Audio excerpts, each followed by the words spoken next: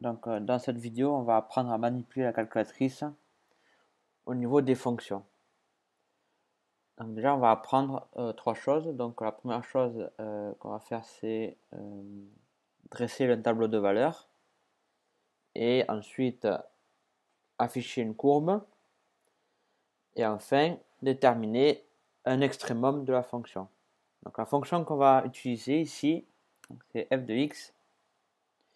Donc on va taper 2 sur x carré plus 1.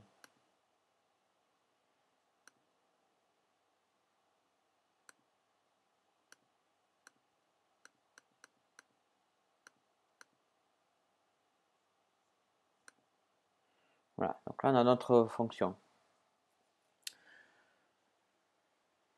Donc pour afficher le tableau, on va aller dans seconde, fenêtre, et on introduit la première valeur du tableau, enfin la première valeur de l'intervalle, c'est-à-dire, dans notre exemple, moins 4. Et enfin, donc dans la deuxième ligne, on va introduire l'écart qui sépare deux valeurs de x consécutives. Donc dans notre exemple, l'écart est de 0,5. Voilà. Et on appuie sur seconde graphe pour afficher le tableau. Et donc là, on a le tableau de valeur de la fonction.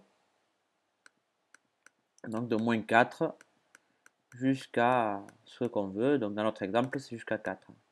Voilà. Donc ça nous permet de compléter un tableau de valeur d'un coup sans avoir besoin de calculer les images. Ensuite, pour tracer la courbe, on appuie sur graphe. Donc on obtient une première approximation. Et là, pour affiner le zoom, on va dans fenêtre. On va mettre les extrémités de l'intervalle, c'est-à-dire moins 4 et 4 pour les valeurs de x.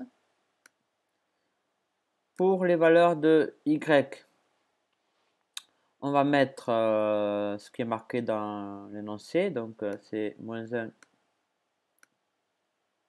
3. Et enfin, on appuie sur graphe et on a une courbe qui est plus précise puisque c'est zoomé davantage. Voilà pour la construction de la courbe. Enfin, dernière chose à savoir, c'est rechercher un extrémum. Donc on va dans seconde trace. Donc nous, on a besoin de chercher un maximum. La borne de gauche, c'est la première valeur de l'intervalle, donc on va mettre moins 4. Borne droite, on va mettre la dernière valeur de l'intervalle, c'est-à-dire 4. Et la valeur initiale, on va remettre la première valeur de l'intervalle, c'est-à-dire moins 4.